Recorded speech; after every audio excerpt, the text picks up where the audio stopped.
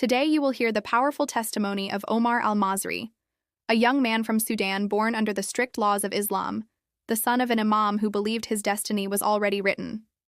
Omar grew up swearing to defend his father's faith, until a single click on a video by Charlie Kirk changed everything. What began as curiosity turned into conflict, persecution, and a literal plunge between life and death. Imagine this, buried alive up to his neck, the sun burning his face, his heart pounding between the sand and the sky. And suddenly, the impossible happens. This is the story of a man who saw faith rise where everyone expected the end, and of a God who turned the desert into a miracle. And to begin, make sure you are already subscribed to this channel, leave your like and comment from which country you are watching, because today, this story will shake your faith. I was born in Omdurman, in northern Sudan, a land where the heat seems to never fade, and faith is measured by the silence of obedience. Since childhood, I learned that my path had been laid out long before I took my first step. My father, Sheikh Abdul Rahman, was a respected imam, a man whose voice echoed through the mosques as someone who carried the absolute truth. I grew up in the shadow of that man, studying the Quran, memorizing every verse, learning the rituals, the postures, the exact words that were supposed to come from my mouth. I was the son destined to continue the legacy of our faith, to uphold the family name, to preserve respect before the entire community. But inside, there was something no one could see. Behind the obedient face and the memorized words, there was a boy who wondered why, even after following all the rules, his heart still felt empty. The prayers were long, but cold. I knelt 5 times a day, yet it felt like my words hit the ceiling and came back without an answer. It was a heavy silence, the kind that makes your chest ache, and the more I pretended everything was fine, the more that emptiness consumed me. I remember one specific night. The city was dark, the generator failing, and the only sound was the wind carrying sand. I looked at the sky and thought, if God is so merciful, why do we live in so much fear? Why does every prayer come with a threat? But those questions could never be spoken aloud. Not in Sudan. Not as the son of an imam. In our world, doubt was dangerous. It was like lighting a match inside a barrel of gunpowder. So I stayed silent. I kept everything inside. Time passed, and I did what was expected of me. I taught children at the mosque, accompanied my father during his sermons, repeated the same speeches he gave, about duty, submission, and the punishment awaiting those who question. People looked at me with respect. But inside, that emptiness kept growing like a shadow. Sometimes I caught myself watching foreigners passing through the city, journalists, volunteers, and I wondered what made them different. They looked free, even when they were tired. And I, who had everything a son of an imam could have, felt trapped. It was the internet that gave me my first breath of air, an old computer, a slow connection, and a curiosity I pretended not to have. In secret, I typed words in English just to learn, without purpose, only to hear other accents. Until one day, a name appeared on the screen. Charlie Kirk. I clicked without thinking. The video title mentioned freedom and truth. At first, I thought it was about politics, but it was more than that. He spoke about values, about the purpose of life, and mentioned something that caught my attention: Jesus. At first, I felt anger. I had heard my whole life that this name was blasphemy, a Western invention, a deviation from the truth. But the more I listened, the more something inside me moved. It wasn't just what he said. It was the tone, the conviction. He spoke about faith as if talking about a friend he personally knew. He mentioned the cross not as a symbol of weakness, but of courage. I didn't understand everything, but I felt it, and that scared me. I quickly turned off the computer, closed the window, and tried to delete the history. But the words stayed engraved. The truth will set you free. They came back every time I closed my eyes. I couldn't get them out of my head. It felt like a crack had opened in a wall I didn't even know existed. In the following days, I tried to ignore it. I buried myself in religious tasks, readings, and lessons with my father. But it was useless. While he spoke about judgment, I thought about freedom. While he preached about fear, I remembered the word truth. At night, I went back to my room, locked the door, and turned on the computer again. I told myself it was just curiosity, but deep down I knew I was searching for something. I started watching more videos. Not only Charlie's, but also people sharing experiences I had never heard before. People who said they had found peace, forgiveness, purpose. Some were former Muslims telling how they had met Jesus. I watched in secret, with the volume at the lowest, my heart racing, afraid someone would hear, mixed with a hunger I couldn't explain. It felt like drinking water after days in the desert, but the more I watched, the greater the conflict grew within me. On one side, my father's voice, stern, powerful, saying that abandoning our faith was betrayal. On the other, those stories that made me cry without understanding why. I asked myself, what if it's true? What if what they say about love, forgiveness, and freedom is real? That was when the real crisis began. A stifling afternoon, the sun beating against the window, the air too heavy to breathe. I turned on the computer and watched another of Charlie's videos. He spoke about faith not as a tradition but as a choice. He said that many know religion, but few know the author of life. And then he mentioned the name of Jesus in a way I had never heard before. Not as a prophet, but as the Son of God, the one who died and rose again to give new life. Those words pierced my chest like a sword. I felt anger and curiosity at the same time. How can someone say that? I thought. How can someone claim something so impossible? But the problem was, it didn't sound like a lie. It sounded like something I had been waiting to hear my whole life. I tried not to think about it anymore. I left the house, walked through the dusty streets, heard the calls to prayer coming from the mosques. The world looked the same, but something inside me was different. It was as if I had seen something that could never be unseen. That night, sleep never came. I tossed and turned in bed, my heart racing, my body sweating. It was as if there was a war inside me. On one side, loyalty to my family, to my religion, to tradition. On the other, the voice of a truth I could not silence. I got up, looked into the mirror, and saw a stranger. A young man with tired eyes and an empty soul. I knew all the rituals, but I did not know who God was. From that day on, I began to live a double life. During the day, the perfect son. At night, the secret seeker. I downloaded videos, read comments, tried to understand. I discovered forums of people who had gone through the same confusion, people who had risked everything to follow something they called the path of grace. I read and cried, not knowing why. It was as if someone were describing my life with different words. Fear grew, but curiosity grew even more. I began to ask questions in my own heart. What if I am wrong? What if the God I have served my whole life is different from the one who truly exists? These questions haunted me in silence, even during prayers. I repeated the verses, but the words came out without soul. One night, after a long day at the mosque, my father called me to help him prepare the Friday sermon. He spoke about obedience and punishment. I stayed silent, but inside I was screaming. When he left, I remained there alone, looking at the books, the yellowed pages, and I realized that I felt nothing. No love, no peace, only fear. It was at that moment I understood. I no longer wanted to serve a God I feared. I wanted to know a God who loved me.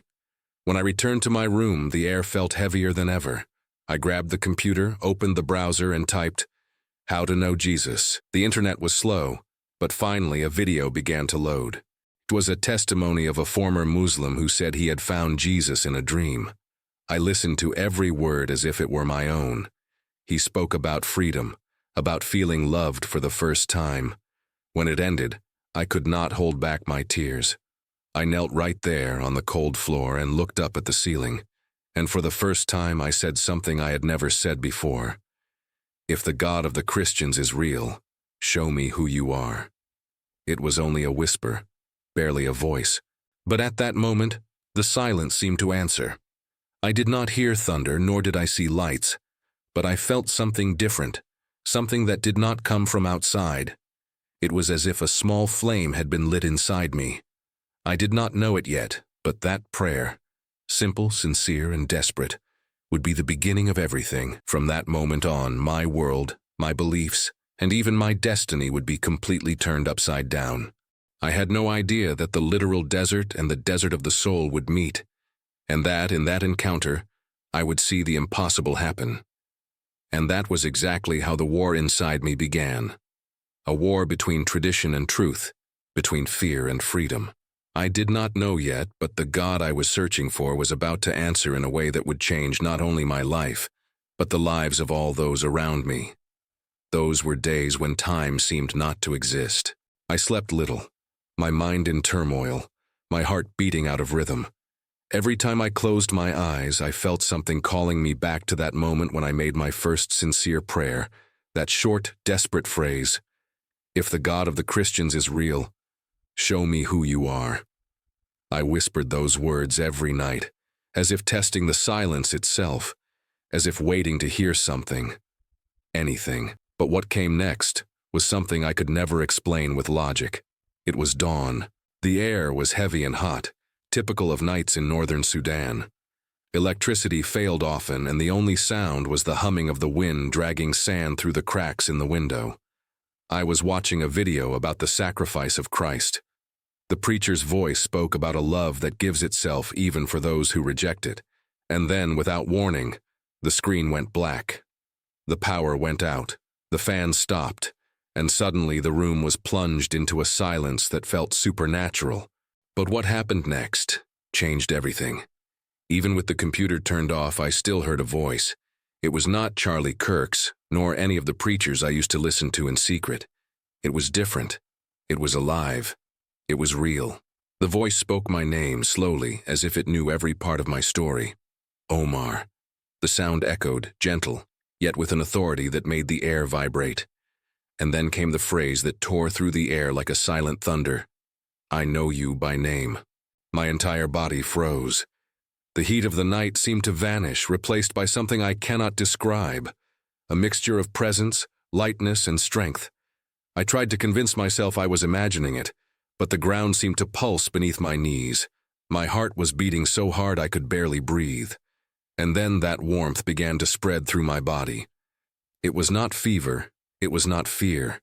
It was as if an invisible light filled every empty space inside me. Tears began to fall without me knowing why.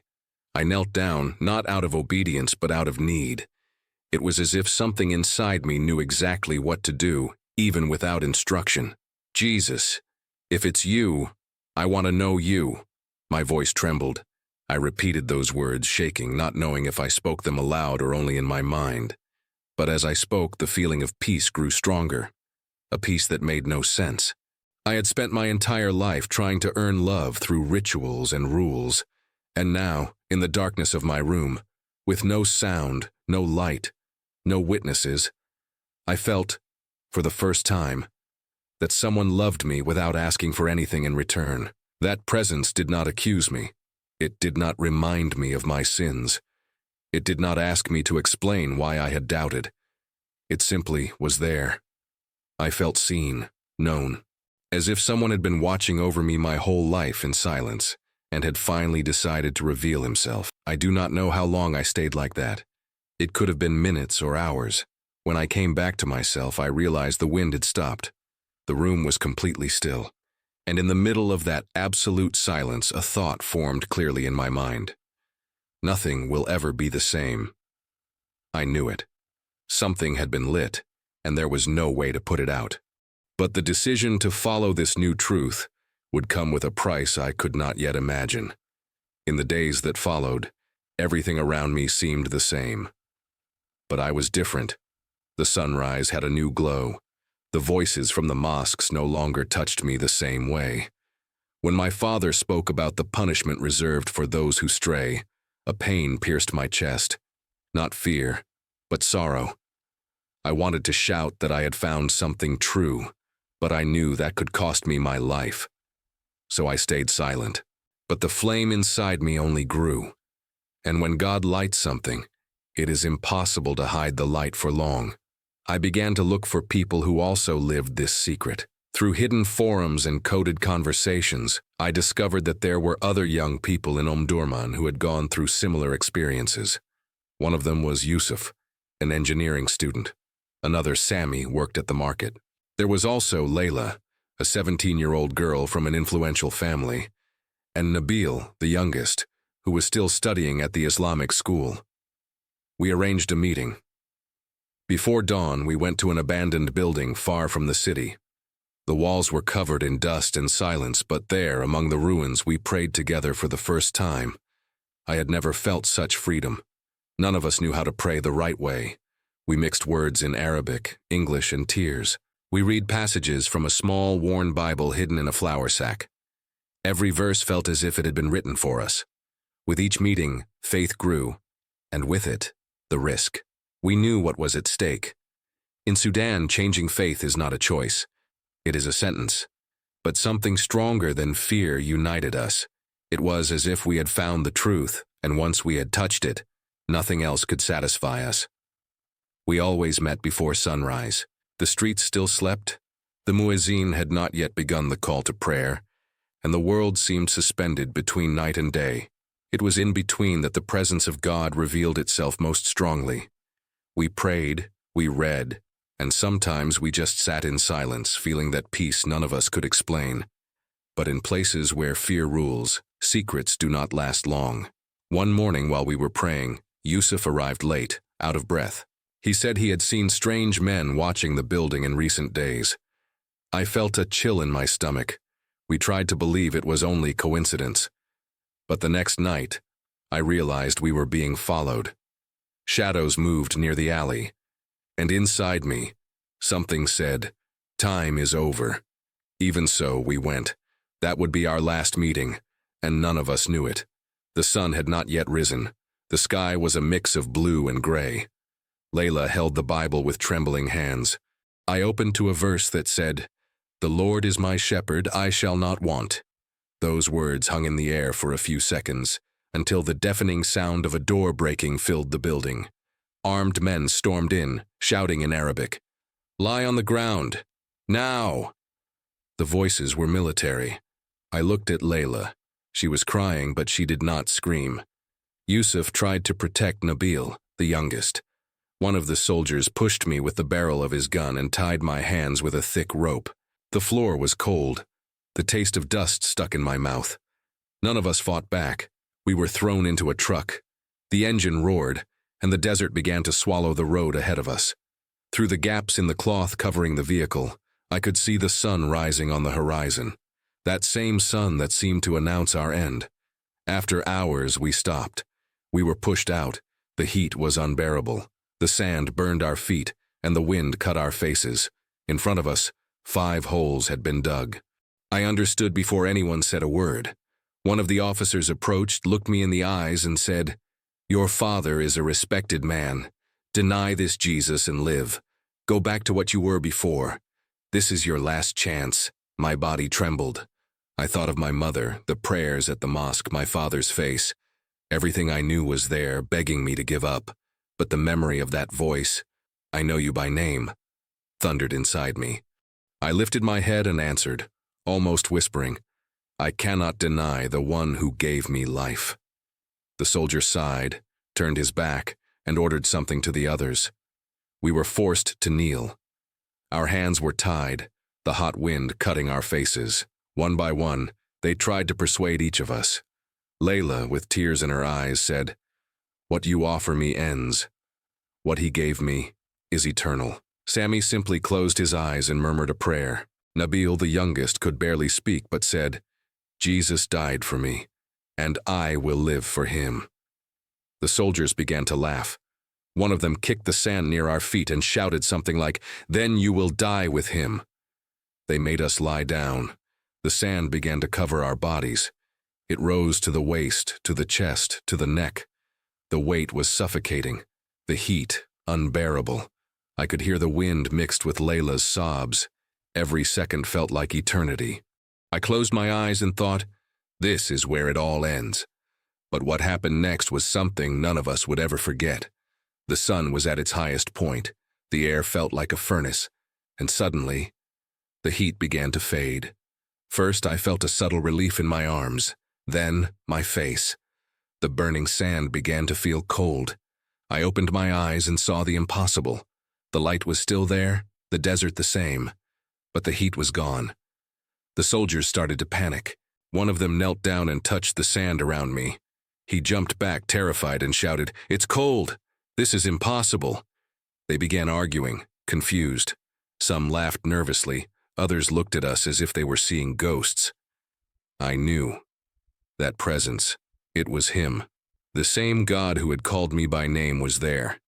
In the middle of the desert, in the place that was supposed to be our grave, I closed my eyes and whispered, "You are here." And in that moment, for the first time, the fear was gone. The desert fell silent. The sun shone, but it did not burn. The wind blew, but it did not bring heat. It was as if heaven itself had descended to earth. The soldiers stepped back. Some seemed terrified. Others began murmuring prayers. And we began to sing. It was not a planned song. It was weak, trembling, but real. Layla started, and one by one our voices joined together. It was the same hymn we used to sing in secret, "Jesus, my fortress, my salvation." There, buried alive, we worshipped, and the more we sang, the more the presence of God seemed to grow. The sand stayed cold, the air calm, and I knew we were surrounded by something supernatural. It was not just a miracle. It was the very love of God, the love that conquers even the desert. We were saved by a miracle of God that we still cannot explain. After that day in the desert, nothing was the same again. The miracle kept us alive, but the life that came afterward demanded more courage than I ever imagined. The faith that had sustained me while the sand covered my body would now be tested in a different way, a trial that did not burn the skin, but the heart. When we returned to the city, we discovered that news of the miracle had spread. Some said we were sorcerers, others that we had been possessed. None of them believed God could act in such a way. The authorities declared us traitors to the faith and enemies of the state. Our pictures were spread across neighborhoods, our names, cursed in mosque sermons. We were living ghosts. My family was the first to reject me. My father, the imam, could not bear the shame. He said I had dishonored the name of our ancestors, that my soul was lost. He looked into my eyes and said he would rather have seen me dead. I tried to tell him I was still his son, but he turned his face away and shouted for me to leave before he reported me. That was how I began to run. I walked for days, hiding among villages and sandy trails. Each sunset felt heavier, each step slower. The desert wind carried memories of the day we were buried, and sometimes I thought I could still feel the weight of the sand on my chest. There were moments when fear made me question if it had all really happened. Could the desert have been a hallucination? Was the cold of the sand only a trick of the mind? But when I closed my eyes, I heard the voice, that same voice that had called me by name. And it was enough to keep going. Weeks passed as I fled, until, nearly out of strength, I found an old man walking with a staff near a hidden oasis. He introduced himself as Ibrahim. His face was marked by the sun, and his eyes carried calm, the kind that comes from someone who has seen much pain, but also much grace. He offered me water and said, "You did not arrive here by accident. God brought you to me." That sentence pierced through me. I had told him nothing, yet he knew. Ibrahim led me to a small shelter made of clay and palm leaves. Inside, there were other Christians. Face after face, I recognized my brothers and sisters in faith. Layla was there. Yusuf, Sami, Nabil. They had all survived. We embraced each other, crying. It was as if the entire desert had been redeemed in that reunion. During the first days, we stayed silent. There was something sacred about that place. The sound of the wind through the leaves, the rustling of water running between the stones. Everything seemed to say, "You are still alive for a reason." But the truth was that being alive did not mean being at peace. At night, the desert returned inside me. I dreamed of the sand covering me, felt the sun burning my skin, heard the soldiers' voices. Sometimes I woke up screaming, my body covered in sweat. Layla would come to me, place her hand on my shoulder and say, "You are still here. He is still with you. Even so, the fear of failing followed me. I asked myself, what if one day I deny him out of fear? What if my faith is not as strong as I think? That thought tormented me more than any prison. But God, with patience, began to heal what the desert had wounded. At the oasis, I learned what it truly meant to live by faith and not by sight. We had nothing, no money, no protection, no home. But every day was a gift, every prayer, a victory. Ibrahim taught us that the miracle was not in having survived, but in not letting the heart die. He showed us how to turn pain into purpose. We began to welcome other fugitives, persecuted Christians, women who had lost everything, children who no longer knew where their parents were. Every face carried a story, every story carried wounds, and in every wound, God planted a new seed of hope. The desert, once a symbol of death, began to fill with life. But, as always, peace is only the interval between two battles. The years passed, faith grew. Small communities began to form near the oasis. Some came from far away to hear our stories. I thought that at last the worst was behind us, until the day a visitor arrived at the camp, and everything inside me froze. He was a tall man, with an unshaven beard and deep eyes marked by something I could not define. Guilt, perhaps. He was looking for me. He said he needed to speak with me alone.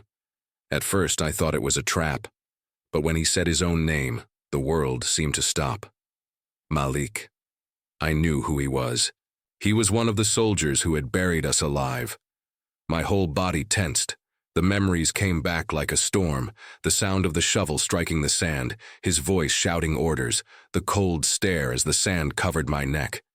I stared at him, unable to say a word. He took a deep breath and spoke.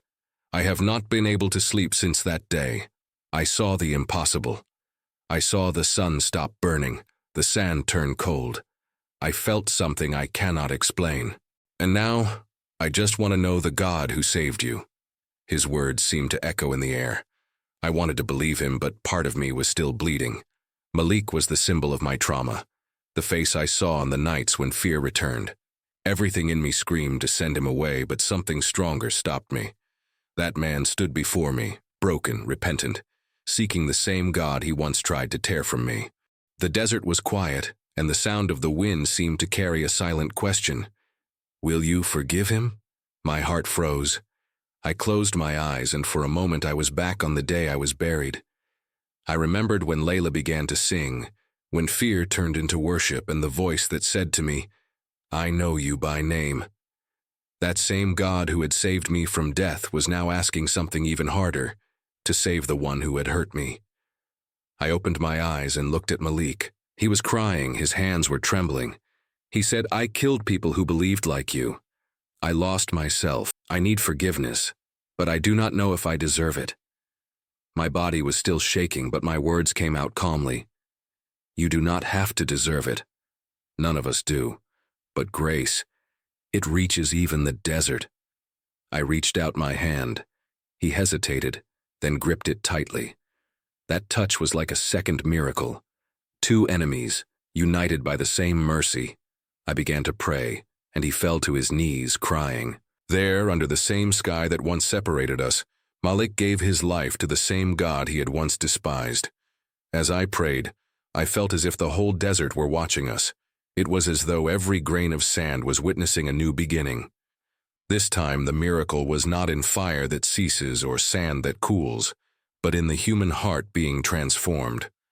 After that night, Malik was never the same again. He stayed with us, hidden, serving in silence. He used his knowledge of the military to help rescue imprisoned Christians and lead them to safe places. Every time someone was saved, he would say, This is how God is redeeming me. Seeing that broke me inside, because for the first time, I understood that the true miracle was not being spared from death, but learning to love the one who condemned me to it. Malik became a brother, a transformed man, and the most remarkable thing was that he never asked for anything in return. He said his punishment had already been forgiven, and that the rest of his life would be an offering. The faith that had been born out of pain was now bringing life wherever it went. I looked at that man and saw living proof that God not only saves, he completely transforms. Every rescue Malik carried out was a silent reminder that the story does not end in suffering. It only changes shape. The same desert that had been the stage of our death was now the field of our mission. And it was in that setting, among scars and miracles, that I finally understood. Forgiveness is the greatest testimony that exists, because whoever can truly forgive shows the world that God still moves, not only in storms, but in human hearts. And that is how the faith born between pain and fear began to spread like fire through the desert. A fire that does not burn, but illuminates. After everything that happened, the desert was no longer the end. It became the beginning. I began teaching refugee children, using the very pages of the Bible as reading material. Each verse was a lesson of hope, each word a reminder that God's love is greater than any desert. That place, once a symbol of fear, began to turn into a refuge of faith. Under a tree twisted by the wind, a small church rose, built of boards, cloth, and courage. It was there we sang, prayed, and remembered that the same God who delivered us from death was now calling us to serve. Layla cared for the wounded women. Sammy built shelters for those who arrived with nothing. Nabil walked for miles, carrying secret messages of hope to other villages. Each of us found a purpose, and the oasis that once sheltered fugitives became a home. People began calling that place the Valley of the Living, and that is exactly what it was, a valley where faith breathed, where the ashes of fear gave way to the flame of hope. Today I understand.